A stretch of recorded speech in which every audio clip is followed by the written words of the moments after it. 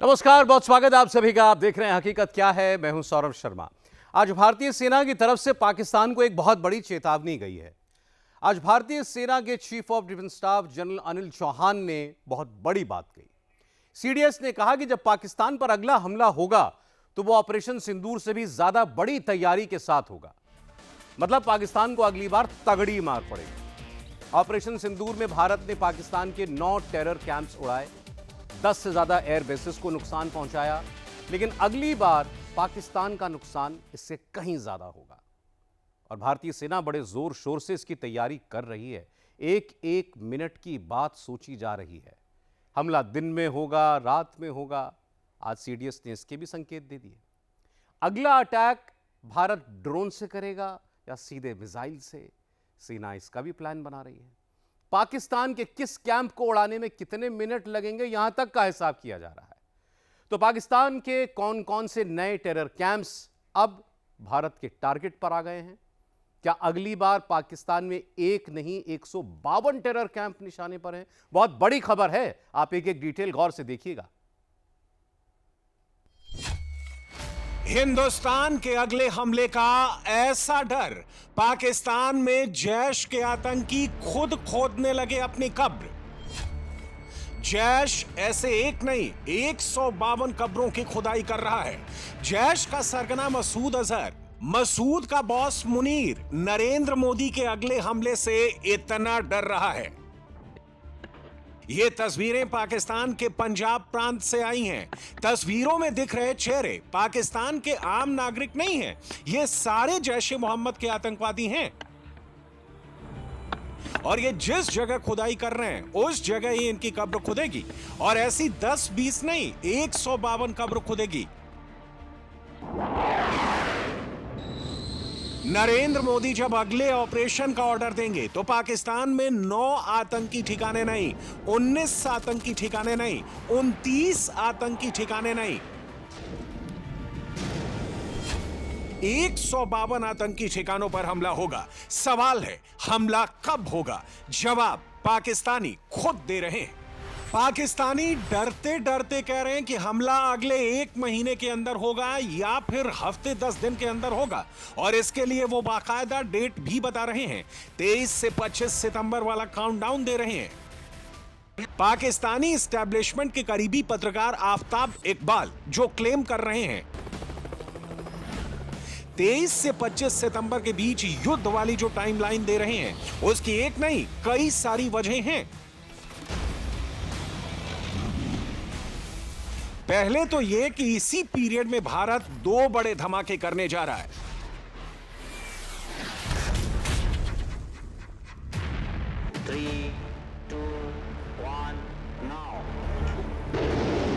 पहला धमाका 24 और 25 सितंबर को होगा, जब भारत 1500 किलोमीटर की रेंज वाली मिसाइल की टेस्टिंग करेगा। इस मिसाइल टेस्टिंग से जुड़ी जो लेटेस्ट अपडेट आई है, 24 और 25 सितंबर के बीच बंगाल की खाड़ी में भारत LRA-SHM यानी hypersonic long range anti ship missile की टेस्टिंग करने जा रहा है। दूसरी खबर यह है कि 25 सितंबर से 22 दिनों तक यानी 25 सितंबर से 16 अक्टूबर तक इंडियन एयरफोर्स ऑपरेशन सिंदूर के बाद अब तक का सबसे बड़ा युद्ध अभ्यास करने जा रही है। और इन दोनों ही खबरों ने पूरे पाकिस्तान में पैनिक क्रिएट कर दिया है। अब सवाल है कि भारत युद्ध स्तर पर संभावित हमले की तैयारी क्यों करने जा रहा है?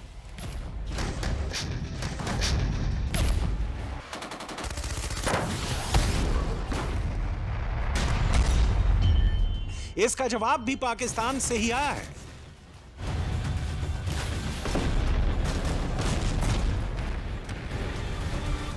हमारी अज़म पुख्ता है। बस कुछ घंटों पहले बहावलपुर में लश्कर तैयबा का कमांडर सैफुल्लाह कसूरी नजर आया है। कसूरी ने वहां खड़े होकर भारत के खिलाफ जिहाद की कॉल दी है,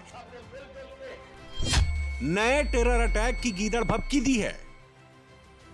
आज हम बहावलपुर के सैलाबज़दा भाइयों की मौजूदगी में ये ऐलान करते हैं, नरेंद्र मोदी खूब कान खोल के सुन ले और अपने जालिम समाज को भी सुना दे कि वो वक्त अनकरीब आने वाला है जब इंशाअल्लाह ये दरिया भी हमारे होंगे, इनके डैम भी हमारे होंगे, ये सारा हमारा होगा और बहुत कुछ हमारा होगा।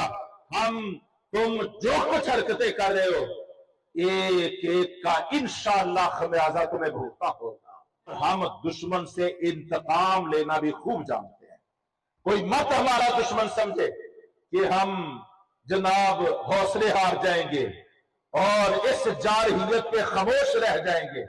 जो कुछ आज कर रहे हो, अदले का बदला होगा, ईंट का जवाब पत्थर से होगा। अब सैफुल्लाह कसूरी की ये तस्वीरें देखिए। ये जिन लोगों के साथ बैठा है वो लश्कर वाले नहीं, वो लश्कर के आतंकियों को एलओसी के इस पार घुसपैठ कराने में मदद करने वाली पाकिस्तानी फौज के मेजर अदनान और आईएसआई के एजेंट के खानदान वाले हैं। ये मुनीर का वही मेजर अदनान है जिसे कुछ दिनों पहले टीटीपी के फाइटर्स ने मार गिराया था, और अब उसी मेजर अदनान के खानदान वालों से मिलने लश्कर तैयबा का आतंकी सैफुल्लाह कसूरी फुल सिक्योरिटी में पहुंचा है। और यह सिक्योरिटी इसलिए क्योंकि पाकिस्तान में इन दिनों आतंकवादियों को सुबह शाम दिन रात यही डर सता रहा है कि कहीं भारत हमला ना कर दे।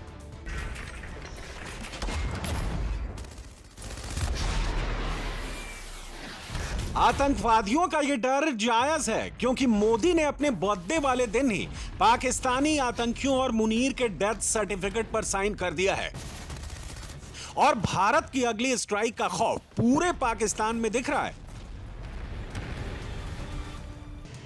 पाकिस्तानी खौफ में जी रहे हैं, इसकी वजह मोदी हैं। हर बीतते सेकंड के साथ पाकिस्तान पर हमले का खतरा क्यों बढ़ रहा है, अब यह भी समझ लीजिए। कुछ घंटों पहले ही जैश-ए-मोहम्मद का आतंकवादी और टॉप कमांडर्स में से एक इलियास कश्मीरी कैमरे पर यह कहकर रोता हुआ नजर आया है कि 7 मई की रात को भारत के अटैक में मसूद का पूरा खानदान खत्म हो गया, उसके कई आतंकी खत्म हो गए। मोदी ने भी इस आतंकी की कही बातों का जिक्र किया।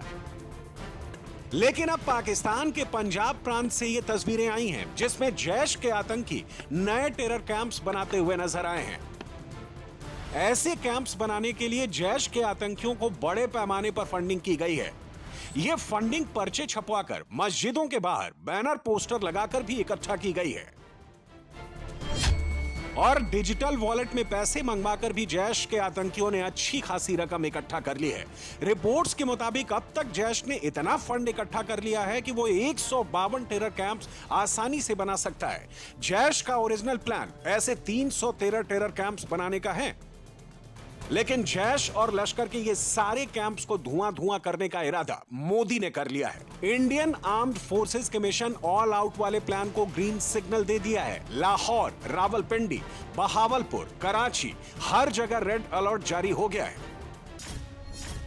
पाकिस्तानी पीएम शहबाज शरीफ को लग रहा है कि सऊदी अरब से पैक्ट साइन करके मोहम्मद बिन सलमान से गले मिलके वो हिंदुस्तान के गुस्से से बच जाएगा। मुनीर को लग रहा है कि वो मोहम्मद बिन सलमान के साथ फोटो खिंचवा के भारत के अगले हमले को रुकवा लेगा। शहबाज भले ही सऊदी के प्रोटेक्शन में जाकर सलामी ठोककर प्लेन से ही सऊदी के फाइटर पायलट से बात कर खुद को मैचो मैन साबित करने की कोशिश करे, लेकिन फैक्ट यही है कि शहबाज और मुनीर अब चाहे कितना भी हाथ पैर मार लें, मोदी छोड़ने वाले नहीं है।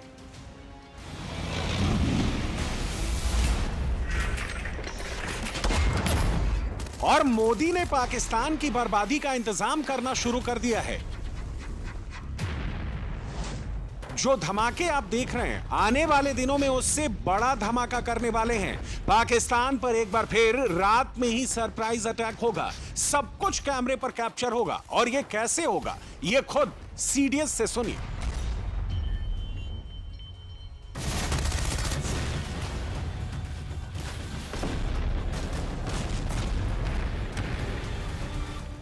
हमने जो है 7 तारीख को जो टेररिस्ट टारगेट्स 9 चुने थे, उनको हमने रात के 1 बजे लेकर के 1:30 बजे के बीच में स्ट्राइक किया। आपको पता है इसके पहले बालाकोट के ऑपरेशन हुए थे, और बालाकोट के ऑपरेशन हम कहते रह गए कि ये हमने मारे हैं, सक्सेसफुल हैं, लेकिन एविडेंस या इस तरह की सैटेलाइट इमेजरी या फोटोग्राफ नहीं थे। लेकिन अब जो हम कर रहे थे रात के 1:30 बजे क्यों किया हमने, 1 बजे? वो तो सबसे अंधेरा होता है, सबसे मुश्किल होगा सैटेलाइट इमेजरी लेना, उसकी फोटोग्राफ लेना, एविडेंस कलेक्ट करना। फिर भी हमने रात के 1 या 1:30 बजे किया। ऐसा क्यों था? ऐसा 2 कारणों से था। एक तो हमें अपनी क्षमताओं के, अपनी कैपेबिलिटीज के ऊपर भरोसा था कि रात में भी करेंगे तो रात में भी उसकी इमेजरी ले सकते हैं। इसीलिए जो समय जो है हमने 1 से 1:30 बजे का चुना। 7 तारीख को ही क्यों चुना, वो खैर दैट वाज बेस्ड ऑन, हमने जो उनकी फ्लाइंग एक्टिविटी देख रहे थे 23 तारीख के बाद से, उन्हें ऐसा खतरा था शायद हम एयर से अटैक करेंगे, तो वो लोग कितने बजे वो लोग उड़ते थे, वापस अपने बेसिस में आ जाते थे, फिर दिन के टाइम में सुबह होने के पहले फिर से उड़ते थे। वो देख करके हमने सोचा कि 1 से 1:30 बजे का टाइम ठीक है। और 7 तारीख का समय, 7 तारीख का समय मौसम के लिहाज से भी ठीक था, क्योंकि वही एक विंडो थी जहां 3-4 दिन मौसम साफ था और बारिश नहीं थी। अगर बारिश वगैरह होती तो फिर हमें थोड़ी इमेजरी लेने में प्रॉब्लम होती। नरेंद्र मोदी एक बड़े मिशन पर काम कर रहे हैं। इस मिशन का पूरा खाका कमांडर कॉन्फ्रेंस में तैयार हुआ है।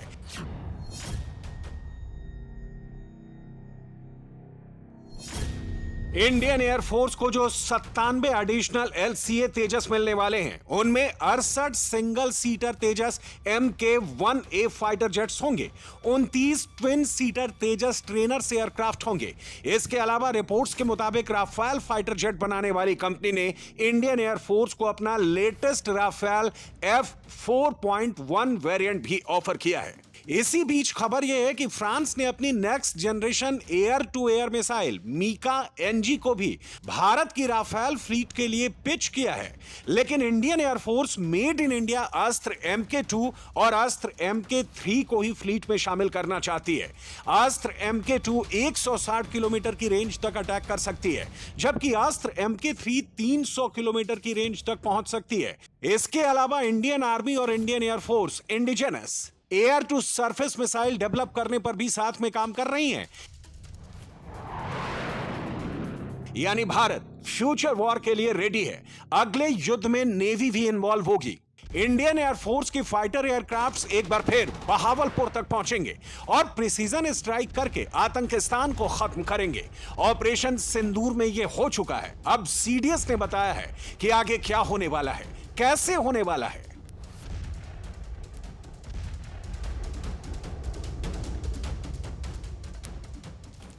आपको ऐसा लगेगा, जो हमने नॉर्मली पढ़ा है कि आर्मी ने 7 टारगेट्स को एंगेज किया और एयरफोर्स ने 2 टारगेट्स को एंगेज किया। मेरे ख्याल से शायद काफ़ी कम लोग को पता है कि नेवी भी इन्वॉल्व थी इसमें। नेवी जो है उनके पास भी ऐसी क्षमताएं थी कि वो लंबी दूरी तक लॉयटर एम्युनिशन से प्रहार कर सके, और S-400 और S-120 उनके पास ऐसे 2 हथियार थे उन्होंने जो लिए हुए थे, जिसका पता हम लोग को पता था IDS ने। तो फिर ये मैंने नेवी और एयरफोर्स को ऑफ़र किए, तो उन्होंने नेवी के मार्कोस, नेवी के जवान जो कमांडो हैं वो JNK और पंजाब में डिप्लॉय हुए, तो ये चीज़ भी इस्तेमाल की गई। तो इसके जो नेवी ने जो अरेबियन सी में जो किया उसके अलावा तो नेवी की भी हथियार और जवान इस्तेमाल किए गए, और उन्होंने भी एटलीस्ट आर्मी के टारगेट्स में बड़े सटीक तरीके से अपना वेपन्स का इस्तेमाल किया और एग्जाम्पल दिया। किसी भी मिलिट्री ऑपरेशंस में नवीनता लानी ज़रूरत है, मतलब सरप्राइज होना बहुत ज़रूरी है। अगर ये नहीं होगा, और ये कठिन भी है, हर एक रणनीति जो है नई होनी चाहिए हर एक बार आपकी। तो इस बार हम लोग ने सोचा था कि लॉयटर एम्युनिशन और ड्रोन्स का इस्तेमाल ज़्यादा किया जाएगा।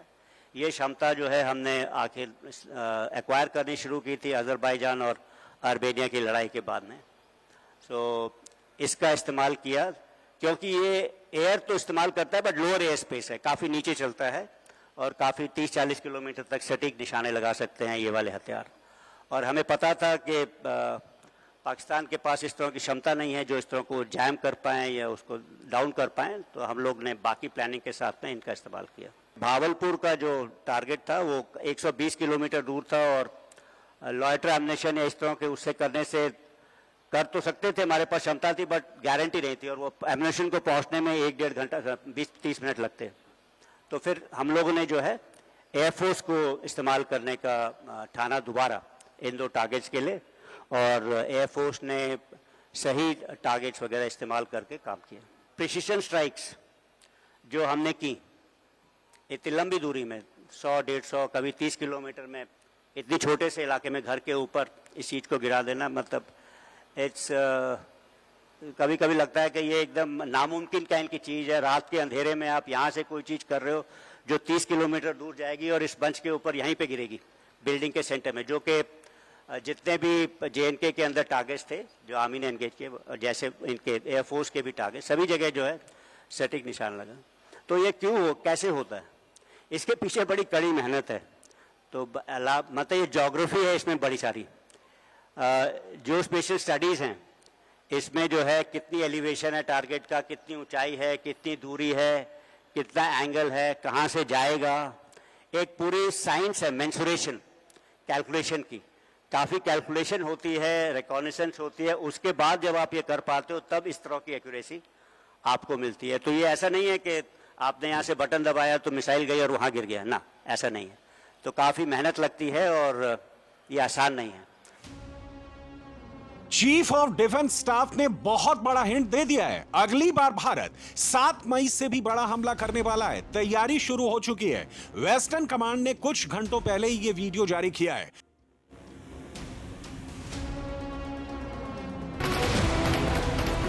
और भारत की इस तैयारी को देख पूरे पाकिस्तान में मानो मातम पसर गया है। पाकिस्तानी तो अब ये तक कहने लगे हैं कि इधर भारत ने हमला किया, उधर पाकिस्तान ने सरेंडर किया। वो ये कहने लगे हैं कि भारत के अगले हमले से पहले ही मुनीर पाकिस्तान छोड़कर भाग जाएगा, नहीं तो पक्का मारा जाएगा।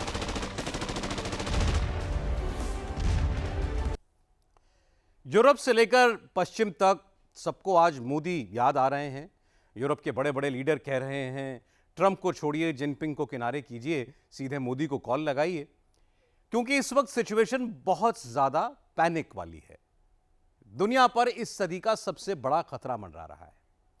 एटॉमिक ट्रिगर कभी भी दब सकता है। दरअसल रूस यूक्रेन जंग का दायरा बढ़ चुका है और जंग अब पुतिन बनाम नेटो हो गई है। पुतिन अड़ गए हैं और नेटो से लड़ गए हैं और पोलैंड में दुनिया का तीसरा वॉर फ्रंट ओपन होने जा रहा है।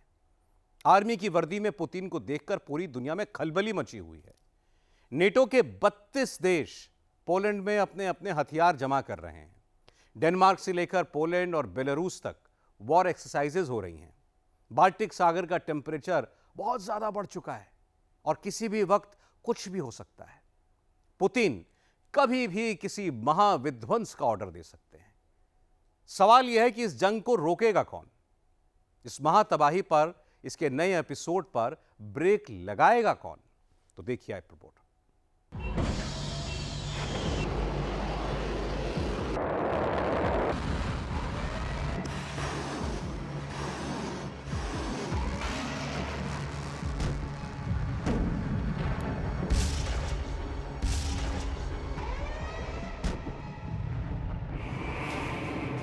बेलारूस में न्यूक्लियर वॉर की सबसे बड़ी एक्सरसाइज चल रही है।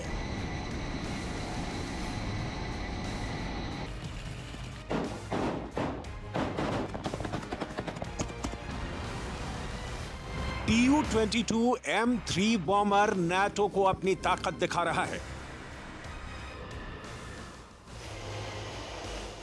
पोलैंड की धरती पर तोप गरज रही है।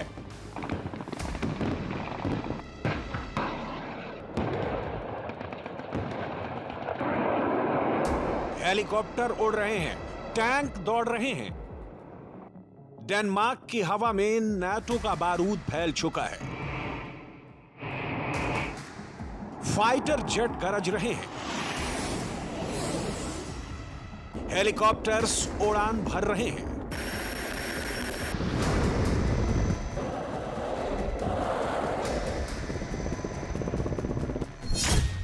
क्या नाटो और रूस के बीच महाविध्वंसक जंग शुरू होने वाली है?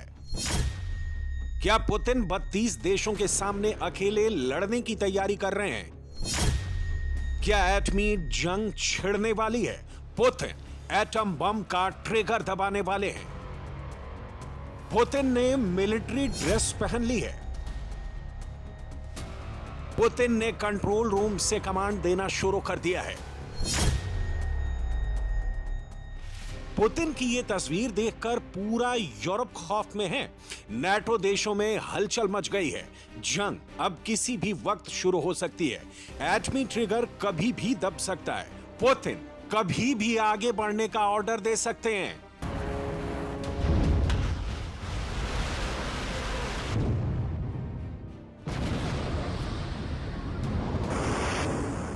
बाल्टिक सागर में टेंशन बहुत हाई है। पोलैंड ने अपनी जमीन पर सबसे बड़ी वॉर एक्सरसाइज शुरू कर दी है। पैट्रियट मिसाइल सिस्टम तैनात कर दिया है।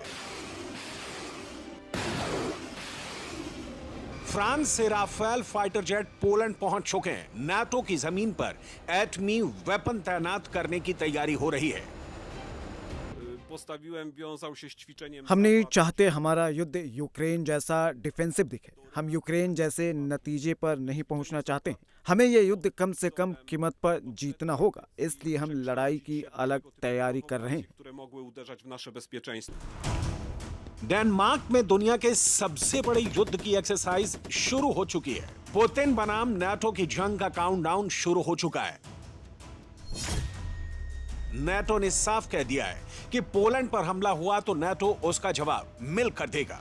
रूस ने भी कह दिया है कि पोलैंड नाटो के जाल में फंस रहा है, उसके 2 टुकड़े कर देंगे।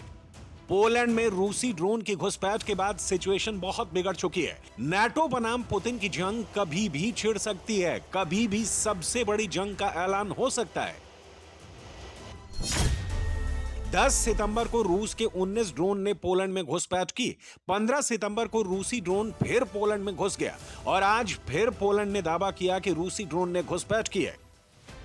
अगर पोलैंड का दावा सच है तो मतलब साफ है कि पुतिन रुकने को तैयार नहीं है, झुकने को तैयार नहीं है। ना वो नाटो से डर रहे हैं, ना पोलैंड से। रूस यूक्रेन की जंग को 1302 दिन हो चुके हैं। 240 दिन से ट्रंप जंग रुकवाने की कोशिश कर रहे हैं, लेकिन कुछ नहीं हुआ। रूस यूक्रेन पर लगातार हमले कर रहा है। जंग विध्वंसक होती जा रही है। रूस की धरती पर पुतिन की सेना बारूद बरसा रही है। टैंक, तोप, ड्रोन के वार से पूरा यूक्रेन धुआं धुआं हो चुका है। बीती रात रूस ने यूक्रेन में 500 से ज्यादा ड्रोन, 300 से ज्यादा ग्लाइड बम और करीब 30 मिसाइलों की बरसात की।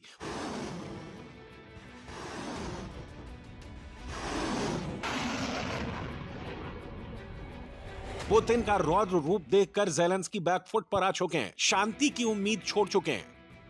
Щодня триває російський терор. रूस का आतंक हर दिन जारी है। हर दिन रूस युद्ध को खत्म करने, गोलीबारी रोकने और बातचीत की संभावना को नकार रहा है। यूक्रेन में हो रही हत्या और हमले रोकने के लिए हमने डोनाल्ड ट्रंप के सभी प्रपोजल्स का पॉजिटिव रिस्पांस भी दिया है। यूक्रेन युद्ध खत्म करने के हर तरीके को आगे रख रहा है। Також Україна यूक्रेन को लेकर रूस ने फाइनल अल्टीमेटम जारी कर दिया है। नाटो के लिए सबसे बड़ा मैसेज भी दे दिया है। रूस के विदेश मंत्री सर्गेई लावरोव ने साफ कह दिया है कि यूरोप शांति के नाम पर यूक्रेन में नाटो सैनिक तैनात करना चाहता है, जो किसी भी हाल में रूस को मंजूर नहीं है। ज़ेलेंस्की नहीं, पूरी दुनिया को समझ में आ चुका है कि जंग अभी तो नहीं रुकेगी। इसलिए ज़ेलेंस्की ने $120 बिलियन की जरूरत बताई है।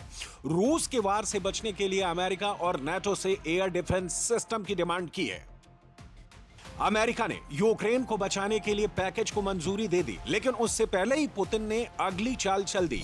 पुतिन ने ज़ेलेंस्की के साथ पूरे नाटो को अपने जाल में फंसा लिया है। पुतिन ने पोलैंड के एयर स्पेस में ड्रोन भेजे। पुतिन ने रोमानिया में अपने ड्रोन उड़ाकर नाटो को खुद में उलझा लिया है। सूत्रों का कहना है कि इस वक्त नाटो देशों को खुद एयर डिफेंस सिस्टम की जरूरत पड़ रही है। अमेरिका, फ्रांस, जर्मनी जैसे देशों का फोकस पोलैंड पर है।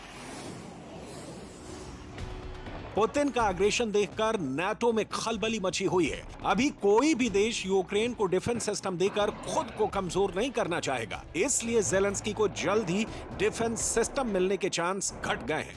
पुतिन का अग्रेशन देखकर डेनमार्क तक दहशत फैल गई है। सूत्रों का कहना है कि डेनमार्क ने भी फ्यूचर वॉर की तैयारी शुरू कर दी है।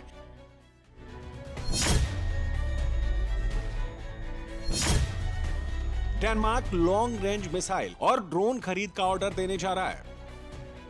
बाल्टिक सागर में इस वक्त सिचुएशन बहुत ही खराब है। यूक्रेन के बाद पोलैंड में नया वॉर फ्रंट खुल सकता है और ये कभी भी हो सकता है।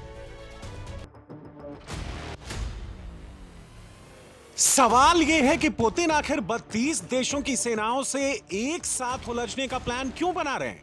नाटो से डायरेक्ट फाइट क्यों करना चाहते हैं? इसका जवाब भी समझ लीजिए। यूक्रेन नाटो के हथियार के दम पर 3 साल से जंग लड़ रहा है। डिफेंस सिस्टम से लेकर अटैकिंग वेपन तक अमेरिका और नाटो से ही उसे मिल रहे हैं। रूस पहले से कहता आ रहा है कि वो यूक्रेन की धरती पर नाटो से जंग लड़ रहा है। पश्चिमी देश यूक्रेन को मोहरा बनाकर जंग को लंबी खींच रहे हैं।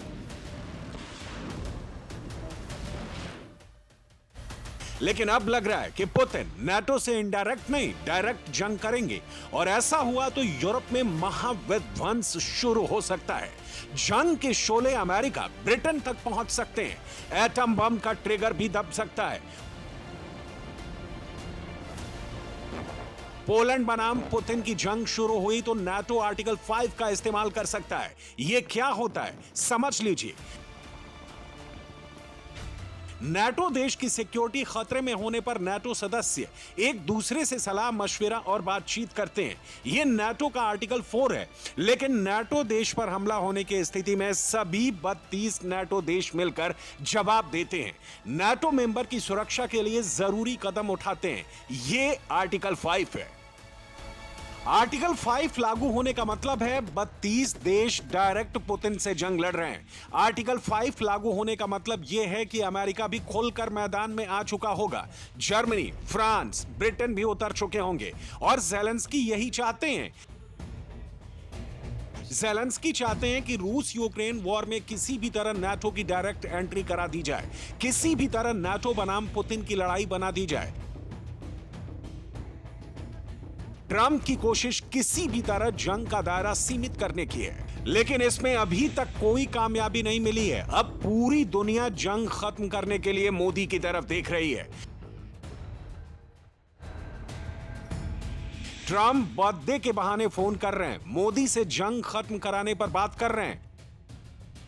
पुतिन भी मोदी को कॉल लगा रहे हैं। वॉर पर लंबी चर्चा हो रही है। मोदी भी भरोसा दिला रहे हैं कि वो आगे आने के लिए तैयार हैं, युद्ध विराम का सॉल्यूशन ढूंढने के लिए रेडी हैं।